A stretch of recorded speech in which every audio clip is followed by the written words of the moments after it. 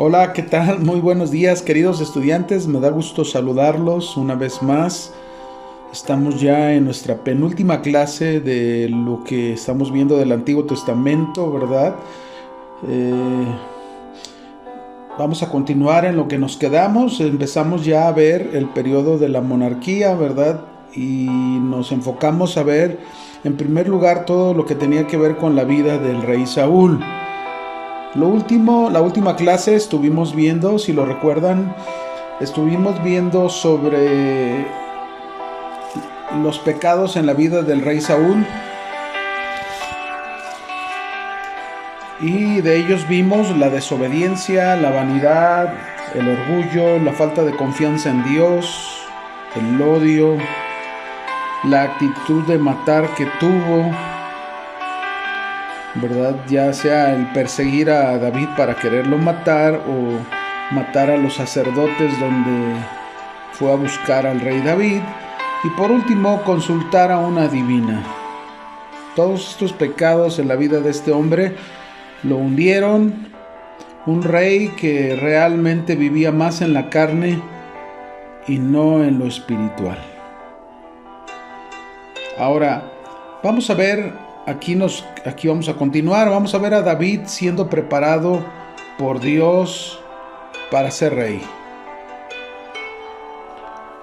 Ya hemos visto cómo desde el capítulo 13, verso 14, Dios había prometido que Él levantaría a un rey mucho mejor que Saúl.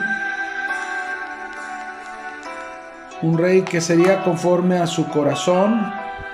Y una vez más, como en la vida de Abraham, podemos ver en David reflejada la vida del creyente. Vamos a ver algunos puntos de esto, ¿no? Por ejemplo, el primero. En el capítulo 16, nosotros vemos de Abraham. En el capítulo 16 nosotros vemos que Dios, por medio del profeta Samuel, unge a David para que sea rey en el lugar del rey Saúl. Ya vimos que en el capítulo 15 de Primera de Samuel desobedece Saúl y Dios le habla a Samuel, y en el capítulo 16 que vaya a la casa de Isaí, donde él había preparado a alguien para que ocupara el lugar de Saúl. Ahora, David era de buen parecer físicamente, pero en la apariencia de su cuerpo no era un hombre de guerra. Pero sabemos que Dios no mira la apariencia humana, ¿verdad? Lo externo, sino el corazón, como le dijo a Samuel. Vamos a leerlo ahí en Samuel, capítulo Primera de Samuel, si van conmigo, por favor. Primera de Samuel, capítulo 16, en el verso 7. Dice: y Jehová respondió a Samuel: no mires a su parecer ni a lo grande de su estatura, porque yo lo desecho. Porque Jehová no mira lo que mira el hombre, pues el hombre mira lo que está delante de sus ojos, pero Jehová mira el corazón. Ahí está Dios, ¿verdad? En su obrar siempre. Él no mira la apariencia, mira el corazón. Y el creyente, de igual manera, es escogido por Dios, llamado por Dios para su servicio y para vivir en santidad delante de Él. Por eso, como creyentes, pues somos ungidos por el Espíritu Santo, ¿verdad? Vamos a leer algunos pasajes para confirmar esto. Por ejemplo, en Efesios capítulo 1, en el versículo número 4, dice la Escritura: según nos escogió en Él, en Cristo, antes de la fundación del mundo, para que fuésemos santos y sin mancha delante de Él. Aquí está, fuimos escogidos, ¿verdad? En el Evangelio de Juan, capítulo 15, también nos habla, 15, verso 16. Dice: no me elegisteis vosotros a mí, sino que yo los elegí a ustedes y los he puesto para que vayan y lleven fruto y vuestro fruto permanezca, para que todo lo que pidiereis al Padre en mi nombre, Él os lo dé. Y también En Primera de Pedro capítulo 1, versículo 2, dice la Escritura: elegidos según la presciencia de Dios Padre en santificación del Espíritu para obedecer y ser rociados con la sangre de Jesucristo. Gracia y paz sean multiplicadas. Bueno, ahí está claramente cómo el creyente es escogido por Dios, llamado por Dios para su servicio, pero también para vivir en santidad obedeciéndole, ¿verdad? Esa es una de las razones. La Biblia dice, queridos hermanos, que también nosotros, así como David, que fue escogido para ser rey, nosotros hemos sido hechos reyes y sacerdotes en Cristo Jesús y reinaremos con Él, pero todo ha sido por Él. Nada tiene que ver con nuestros méritos. Mire, vamos a leer Apocalipsis ahora. Apocalipsis capítulo 1, versículo 5. Dice ahí: y de Jesucristo el testigo fiel, el primogénito de los muertos y el soberano de los reyes de la tierra, al que nos amó y nos lavó de nuestros pecados con su sangre, y nos hizo reyes y sacerdotes para Dios su Padre. A Él sea gloria e imperio por los siglos de los siglos. Amén. Ahí está, confirmado que usted y yo, en el Señor, en Cristo Jesús, fuimos escogidos y fuimos hechos reyes, así como David fue ungido por el profeta Samuel y fue proclamado en ese momento en una manera profética, porque todavía no sería como el futuro rey de Israel. Seguimos adelante viendo cómo David fue preparado, ¿verdad? La segunda cosa que encontramos es que el Espíritu Santo vino sobre él desde este momento, sobre David, para hacerlo capaz de su tarea. Esto es exactamente lo mismo con el creyente en el libro de Hechos capítulo 1 versículo 8. Todos conocemos este versículo que dice: pero recibiréis poder cuando haya venido sobre vosotros el Espíritu Santo, y me seréis testigos en Jerusalén, en Samaria, en Judea y hasta lo último de la tierra. Así que ahí está la venida del Espíritu Santo también sobre cada uno de nosotros como creyentes. Y esto nos habla que sin la presencia del Espíritu Santo morando en nuestras vidas, no puede haber en primer lugar cristianismo verdadero.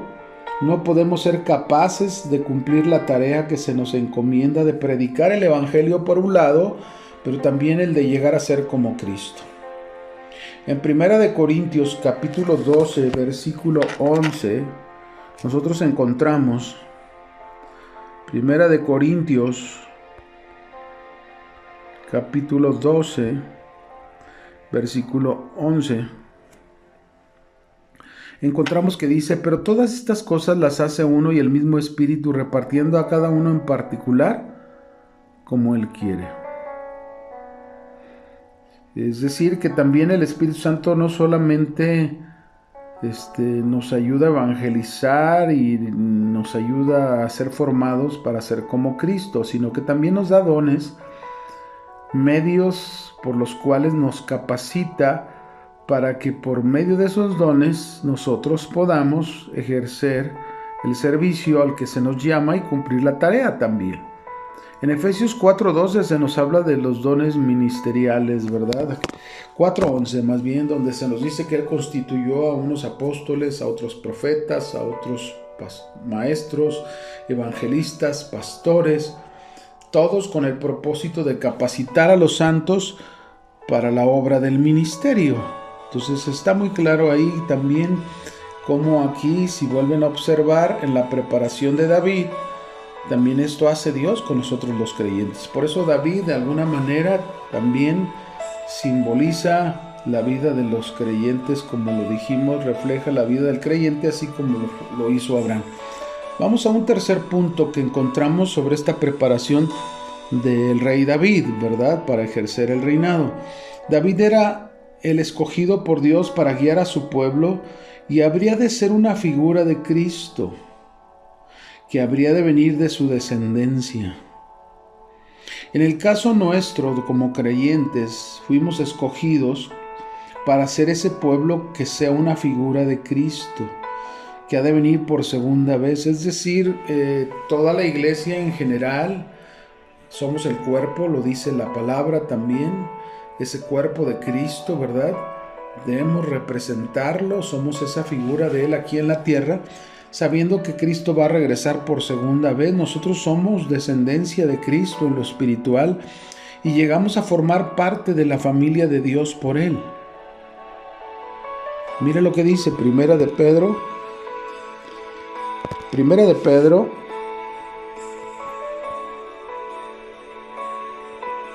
capítulo 2, verso 9, ¿no? Dice ahí más vosotros. Cuando dice vosotros se está refiriendo, porque está dirigido a los creyentes, ¿no? A los cristianos, más ustedes cristianos sois linaje escogido.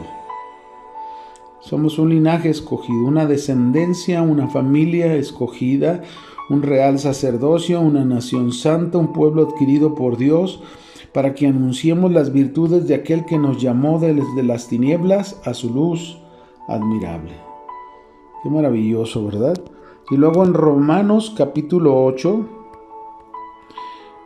la carta a los Romanos en el capítulo 8, verso 14, nos dice, porque todos los que son guiados por el Espíritu de Dios, estos son hijos de Dios. Otra vez ahí se nos dice la importancia, ¿verdad?, del Espíritu Santo, porque a través de Él llegamos a ser hijos de Dios. Pues no habéis recibido el espíritu de esclavitud para estar otra vez en temor, sino que habéis recibido el espíritu de adopción por el cual clamamos, Abba Padre. Romanos 8:29. Ahí mismo, Romanos 8:29, dice la Escritura, porque a los que antes conoció también los predestinó, para que fuesen hechos conforme a la imagen de su Hijo, para que Él sea el primogénito entre muchos hermanos. El propósito de Dios de habernos escogido, el principal, fue para ser hechos a la imagen de Jesús y ser una figura, una copia de Él en esta tierra. Un ejemplo de David en este punto de que fue escogido para guiar a su pueblo. David era obediente a su padre, David era obediente a Dios, David confiaba en Dios para defender a las ovejas de su padre, ya sea ante un oso, ya sea ante un león. David era valiente, David no tenía temor de los gigantes, David confiaba en un Dios poderoso, David era un sirviente del rey, David era leal al rey, David sabía esperar los tiempos de Dios. Y fíjense, la similitud. De igual manera nosotros como cristianos, como creyentes, debemos ser obedientes, así como lo fue David, obedientes como también la Biblia nos lo dice, ¿verdad? En Primera de Pedro, capítulo 1, en el verso 14, como hijos obedientes. No se conformen a los deseos que antes tenían estando en su ignorancia, sino como aquel que les llamó es santo, sed también vosotros santos en toda vuestra manera de vivir, en toda nuestra manera de vivir, porque escrito está, sed santos porque yo soy santo. Está claro, ¿verdad? Ahí una característica similar a la de David es que debemos ser obedientes a Dios, obedientes a nuestros padres si los tenemos, obedientes en las cosas, ¿no? Debemos confiar en Dios para cuidar de los asuntos del Padre Celestial, así como David cuidaba las ovejas de su Padre, pues también nosotros debemos de cuidar los asuntos de nuestro Padre Celestial. Debemos ser valientes como lo era David y no tener temor a los gigantes que se levanten contra nosotros. Este mensaje de no tener temor, Pablo ahí en 2 Timoteo se lo dijo claramente a Timoteo, que de alguna manera él estaba pues como desanimado, ¿no? Podemos decirlo, y le dice ahí, por lo cual te aconsejo que avives el fuego del don de Dios que está en ti, por la imposición de mis manos. Porque no nos ha dado Dios espíritu de cobardía, sino de poder, de amor y de dominio propio. Por tanto, no te avergüences de dar testimonio de mí, ni de nuestro Señor Jesucristo, sino participa de las aflicciones por el Evangelio según el poder de Dios. Ahí está animando, ¿verdad?, a Timoteo a no tener temor, a ser valiente ante esos gigantes que se levantan.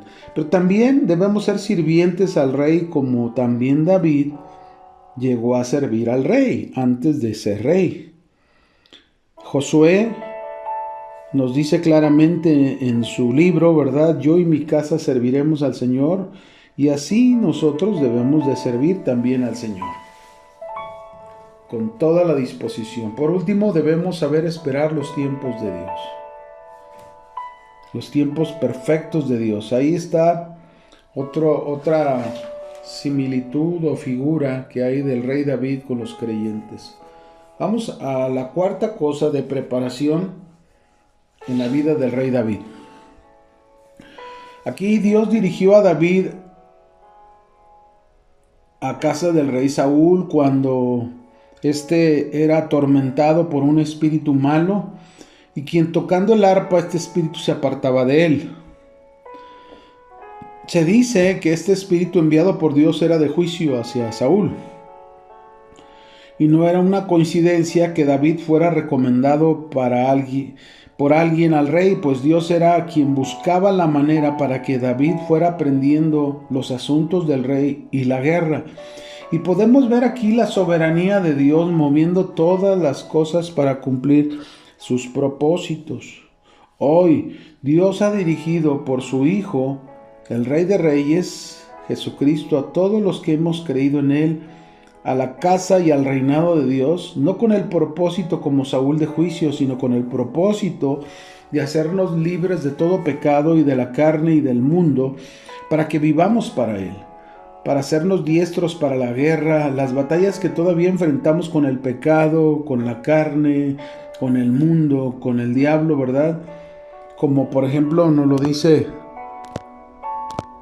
en la carta a los Efesios capítulo 6, en el verso 12, dice la Escritura: porque no tenemos lucha contra sangre y carne, sino contra principados, contra potestades, contra gobernadores de las tinieblas de este siglo, contra huestes espirituales de maldad en las regiones celestes. Santiago, capítulo 1, versículo 12, nos dice: bienaventurado el varón que soporta la tentación, porque cuando haya resistido la prueba recibirá la corona de vida que Dios ha prometido a los que le aman. Gálatas 5:17. Vamos ahí, Gálatas 5:17, por favor.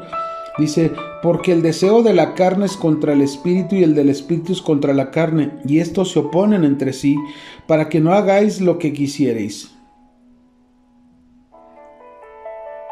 Así que enfrentamos batallas, enfrentamos al pecado, enfrentamos la carne, enfrentamos al mundo, enfrentamos al diablo. Santiago nos dice cómo vencer a nuestro enemigo, ¿verdad? Santiago 4:7 dice: someteos pues a Dios, resistid al diablo y huirá de vosotros. Así que, hermanos, pues como David, somos dirigidos a la casa, y en este caso con un propósito. Él fue dirigido a la casa del rey Saúl, nosotros somos dirigidos a la casa del Rey de Reyes y Señor de Señores, para aprender a mantenernos en esa victoria. La quinta preparación que vemos del rey David, o que encontramos, es el desafío de David con Goliat, que nos enseña de su gran confianza que él tenía en Dios y cómo podía librarle de él.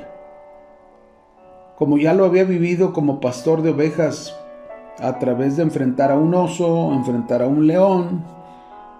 Con ello David estaba mostrándonos todo lo contrario de Saúl. David mostraba una profunda espiritualidad y dependencia en Dios, no en sí mismo. Entonces, aquí tenemos dos reyes completamente diferentes, ¿verdad? Totalmente distintos. Y esta debe de ser la vida de todo creyente, desafiante a toda adversidad que se ponga enfrente de nosotros. Y todo porque llevamos vidas de profunda espiritualidad y dependencia de nuestro Dios. Y hemos aprendido a no confiar más en nosotros mismos, sino en Dios. Dice el Salmo 34, 19. Vamos a leerlo. Salmo 34, 19. Muchas son las aflicciones del justo, pero de todas ellas le librará Jehová. Ahí está nuestra confianza. Primera de Juan, capítulo 5, versículo 4. Dice: hijitos, creo que aquí estoy equivocado, estoy en otro capítulo. Dijimos capítulo 5, versículo 4. Dice: porque todo lo que es nacido de Dios vence al mundo. Si tú eres un nacido de Dios, tú tienes la victoria sobre el mundo. Y dice: y esta es la victoria que ha vencido al mundo, nuestra fe. Esa es nuestra victoria, nuestra fe. ¿Quién es el que vence al mundo sino el que cree que Jesús es el Hijo de Dios? Romanos 8:35. Dice, Romanos 8:35 nos dice: ¿quién nos separará del amor de Cristo? ¿Quién te puede separar del amor de Cristo? ¿Tribulación, o angustia, o persecución, o hambre, o desnudez, o peligro, o espada? Como está escrito: por causa de ti somos muertos todo el tiempo, somos contados como ovejas de matadero. Antes, en todas estas cosas somos más que vencedores por medio de aquel que nos amó. Qué glorioso, ¿verdad?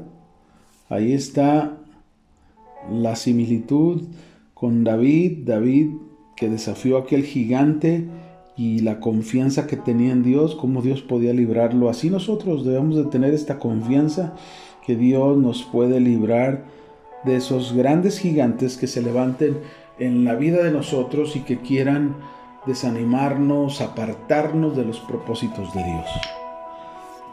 Vamos a seguir con la característica de preparación número 6 en David. Esta la vemos en la persecución que el rey Saúl tuvo para David, que fue un tiempo difícil ciertamente para David, pero fue un tiempo de preparación para su reinado. Dios forjaría su vida, pues después de su victoria contra Goliat, traería consecuencias que sería el celo de Saúl como una amenaza para su trono. Sí, al vencer a aquel gigante, pues Saúl se vio amenazado. Y qué curioso, ¿verdad? No se enfrentó al gigante, pero sí se enfrentaba al que venció al gigante. A veces son cosas que no podemos entender, ¿verdad? Pero ahí está. El cristiano debe saber que una de las cosas que siempre usará el Señor para prepararnos y para formarnos y a la vez capacitarnos para ejercer funciones dignas es el sufrimiento, la aflicción, las adversidades, el poder producir en nosotros la paciencia necesaria, el carácter necesario para terminar la carrera. Qué importante es eso. Miren lo que dice. Vamos a leer unos textos bíblicos para confirmar lo que estamos hablando. En Santiago capítulo 1, en el verso 2, dice: hermanos míos, tened por sumo gozo cuando os halléis en diversas pruebas, sabiendo que la prueba de vuestra fe produce paciencia. Mas tenga la paciencia su obra completa, para que seáis perfectos y cabales, sin que os falte cosa alguna. Si alguno de ustedes tiene falta de sabiduría, pídala a Dios, el cual da a todos abundantemente y sin reproche, le será dada. Vamos a Romanos, capítulo 5, versículo 1. Romanos 5, verso 1, dice: justificados pues por la fe tenemos paz para con Dios, por medio de nuestro Señor Jesucristo, por quien también tenemos entrada por la fe esta gracia en la cual estamos firmes y nos gloriamos en la esperanza de la gloria de Dios.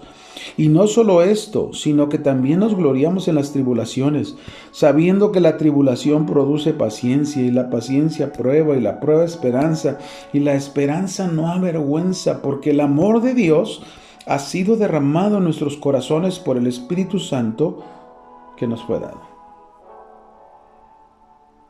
Primera de Pedro, capítulo 1, verso 6. En lo cual vosotros alegráis, aunque ahora un poco de tiempo, si es necesario, tengáis que ser afligidos en diversas pruebas. Porque sometida a prueba vuestra fe, mucho más preciosa que el oro, el cual cuando, aunque perecedero, se prueba con fuego, sea hallada en alabanza, gloria y honra, cuando sea manifestado Jesucristo. Bueno, ahí está esa similitud de la preparación de David para el reinado, y bueno, podemos decir nosotros la preparación de nosotros como creyentes, como familia de Dios, para reinar en el futuro con Cristo. Y una preparación en nuestras vidas, ¿verdad? También, de igual manera. Llegamos a esta preparación número 7. David tuvo 2 oportunidades para matar al rey Saúl, quien lo perseguía. Pero en ambas oportunidades demostró una vez más su confianza en Dios al no matarlo y no tomar el trono por su propia mano, sino por la mano de Dios. Fíjense qué cosas tan maravillosas podemos aprender, ¿no? El cristiano debe saber esperar y no hacer nunca nada anticipadamente, no hacer nada atrasadamente. Los tiempos en el ministerio, en un llamado especial, no está en nuestras manos, sino en el tiempo que Dios lo determine. ¿Cuándo llamó Dios a Pablo? Cuando perseguía a la iglesia. ¿Cuándo llamó Dios a Moisés? Cuando huía de Egipto y estaba pastoreando en el desierto. ¿Cuándo llamó Dios a Abraham? Cuando tenía 70 años en medio de aquel pueblo idólatra de Ur de los Caldeos. ¿Qué enfrentó David en su llamado por Dios? Tuvo que enfrentar la persecución del rey Saúl. Eso fue lo que enfrentó el rey David antes de llegar a ser rey, la persecución del rey Saúl. Así que debemos saber esperar. Debemos saber esperar y no anticiparnos a las cosas, no hacer cosas que no estén dentro de la voluntad de Dios. La grandeza de David no se encuentra en su superioridad humana con respecto a Saúl, sino en un corazón contrito y humillado ante el Señor. Su confianza, su obediencia a Dios, pues David comprendió siempre que aunque fuera rey físicamente ante Israel, siempre el verdadero rey era Dios y no él. Qué bonito lugar le dio David a Dios, y es el lugar que nosotros debemos darle siempre a Dios. Él es el rey, nosotros solamente somos sus siervos. Mire, ambos fallaron, tanto Saúl como David, y pecaron ante Dios. Pero hay una grande diferencia de uno a otro. Saúl nunca se arrepintió genuinamente ni aceptó sus consecuencias por lo que hizo. En cambio, David, cuando pecó, se arrepintió de todo su corazón. Ahí tenemos el Salmo 51 como una demostración de su arrepentimiento, porque él fue inspirado por Dios para escribirlo y aceptó sus consecuencias por todo lo que hizo. Para todo rey hay un principio que Saúl no comprendió, pero David sí, que Israel era pueblo de Dios y no de ningún rey terrenal. Es decir, no había por qué enseñorearse, no había por qué gobernarse, hacerse dueño de un pueblo cuando el único dueño del pueblo era Dios. Solamente, repito, éramos representantes o somos representantes de Dios para ayudar a que el pueblo confíe y dependa de Dios. Así todo ministro lo debemos entender perfectamente bien, que nosotros no somos los dueños de la iglesia, solo somos sus administradores. somos sus siervos. El verdadero dueño de la iglesia es Jesucristo, que pagó un precio muy alto, su propia sangre, por ella. Qué importante, ¿no? Es entender todo esto, queridos hermanos, entender estos puntos tan importantes en la preparación de David.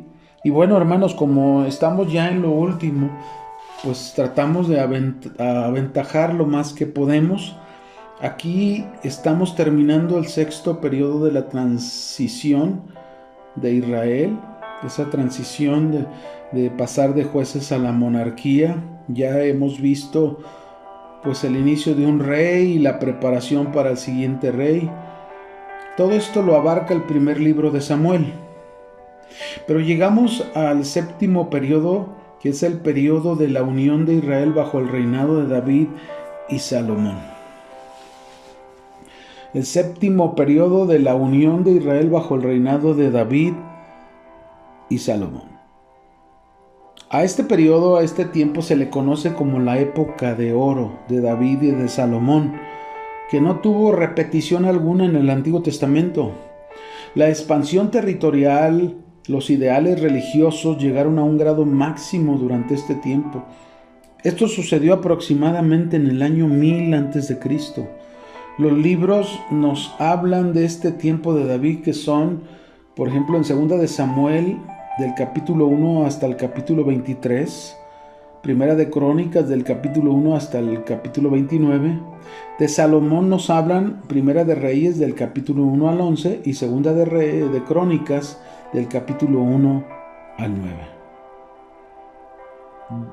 Desde este periodo hasta el periodo 11, o sea, desde este periodo número 7 hasta el periodo 11, nosotros vamos a juntar el periodo número 13. ¿Cuál es el periodo número 13? Es el periodo de los profetas. ¿Por qué lo juntamos con este periodo? Porque precisamente estos profetas van a aparecer durante todos estos periodos y los vamos a relacionar. Nosotros lo mencionamos como el número 13 y quizás el último por el orden en el que está escrito el Antiguo Testamento, ¿no? Pero estos profetas, este periodo de ellos aparece desde aquí, desde el momento, el inicio de la monarquía, ya comienzan ahí a aparecer los profetas que la Biblia nos habla, ¿no? Por ejemplo, el primer profeta que aparece en acción y que ya lo vimos actuando en Primera de Samuel durante el reinado de Saúl fue precisamente el profeta Samuel. Ya hablamos de él, ya vimos que fue un reformador, que llegó en un momento preciso en medio de una oscuridad terrible y decadencia espiritual que enfrentaba Israel. Pero también el segundo profeta que vemos en acción es el profeta Gad. Acuérdense, relacionamos este periodo 7, que es el que hablamos, dijimos el periodo de la unión de Israel bajo el reinado de David y Salomón, o ya en la monarquía, con el periodo de los profetas. Este segundo profeta que vemos en acción, que dijimos era el profeta Gad, y que se encuentra en Primera de Samuel. Vamos a buscarlo para ubicarlo. Primera de Samuel. Nos vamos hasta este libro, Primera de Samuel, en el capítulo número 22 y en el verso número 5. Fíjense, ahí dice: pero el profeta Gad dijo a David: no te estés en este lugar fuerte, anda y vete a tierra de Judá. Y David se fue y vino al bosque de Ared. Ahora, este profeta se queda con David desde este momento en adelante. También lo vamos a encontrar en Primera de Crónicas. No muchas veces aparece, pero en algunas ocasiones este profeta aparece. Vamos a Primera de Crónicas, en el capítulo 21, en el versículo 9. Dice ahí: y habló Jehová a Gad, vidente de David, diciendo. Fíjese, decir vidente de David es que este era un profeta que lo acompañó por un buen tiempo en la vida al rey David. Y le dice Dios a Gad: Ve y habla a David y dile, así ha dicho Jehová, 3 cosas te propongo, escoge de ellas una que yo haga contigo. Y viniendo Gad a David le dijo, así ha dicho Jehová. Y le dio las 3 opciones, ¿no?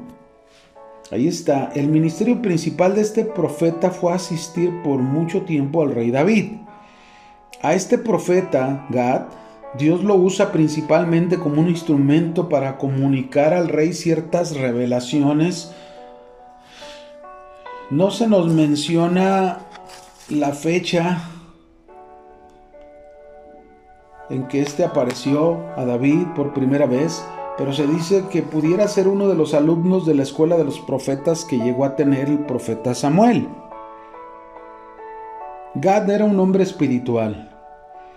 Gad era un hombre que recibía revelaciones de Dios para el rey, era un respetado y tenía autoridad.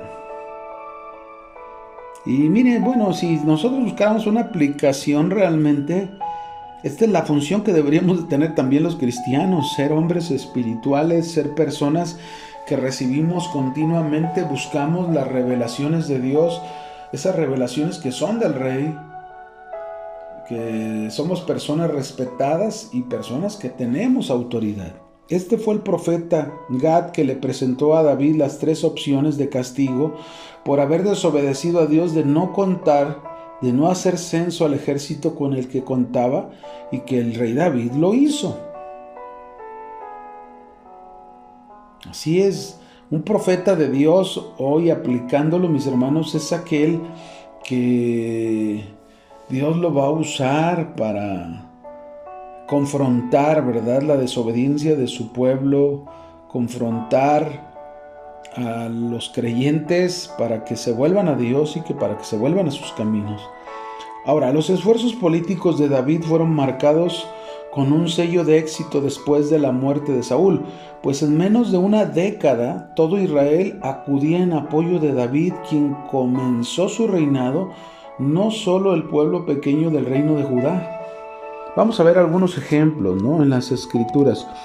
Segunda de Samuel, en el capítulo 5, verso 1, dice, vinieron todas las tribus de Israel a David en Hebrón y hablaron diciendo, henos aquí, hueso tuyo y carne tuya somos. Y aún antes de ahora, cuando Saúl reinaba sobre nosotros, eras tú quien sacaba a Israel a la guerra y los volvías a traer. Además, Jehová te ha dicho, tú apacentarás a mi pueblo Israel y tú serás príncipe sobre Israel. Vinieron pues, dice, todos los ancianos de Israel al rey en Hebrón, y el rey David hizo pacto con ellos en Hebrón delante de Jehová, y ungieron a David por rey sobre Israel. Y era David de 30 años cuando comenzó a reinar, y reinó 40 años. Verso 5, en Hebrón reinó sobre Judá 7 años, 6 meses, y en Jerusalén reinó 33 años sobre todo Israel y Judá. Primera de Crónicas. Tú lo puedes leer, esto es un poco largo. Primera de Crónicas, capítulo 11, verso 1 al 46. Pero vamos a ir a Primera de Crónicas. Me gusta este porque es más corto. Primera de Crónicas, capítulo 12, verso 38. Vamos ahí.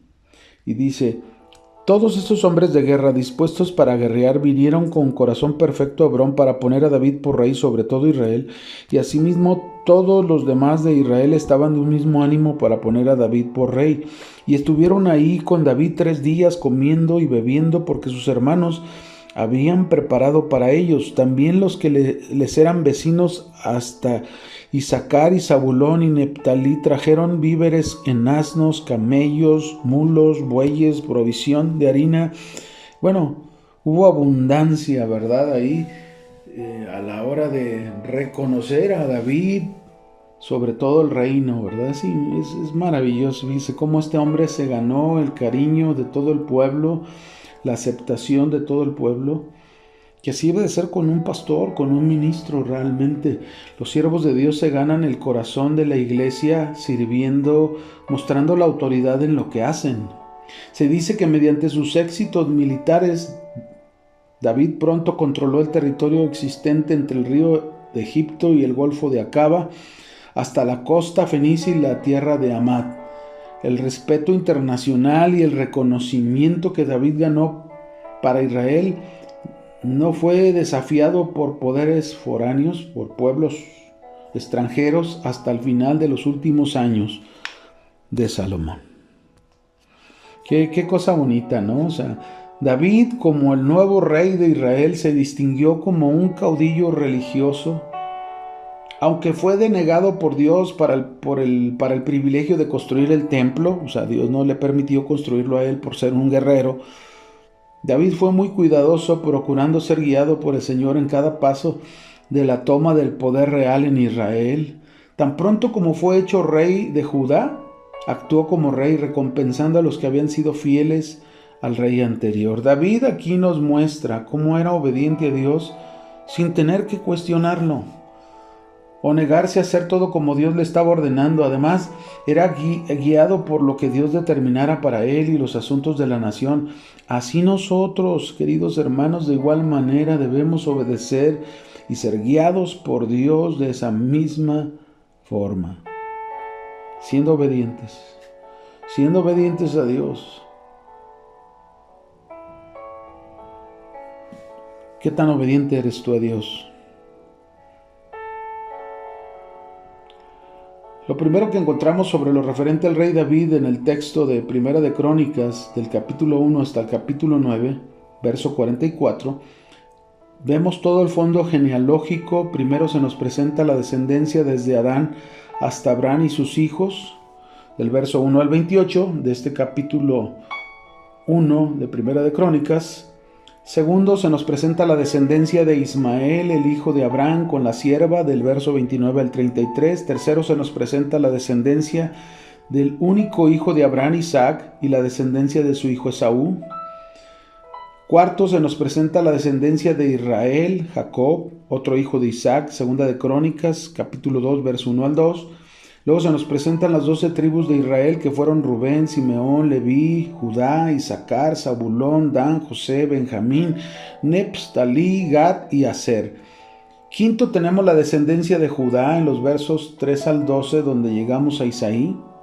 Sexto, tenemos la descendencia de Isaí, donde encontramos al séptimo hijo, que es David. Séptimo, el resto de la descendencia de Judá está del verso 18 al 55. Y octavo, se nos presenta la descendencia de los hijos de David. Así pues, en Segunda de Crónicas, del capítulo 1 al capítulo 9, se nos traza el fondo genealógico de las 12 tribus de Israel, sobre las cuales David se presenta como el rey de Israel. David nació en tiempos turbulentos, por lo cual estuvo sujeto a un rudo periodo de entrenamiento para su reinado de Israel.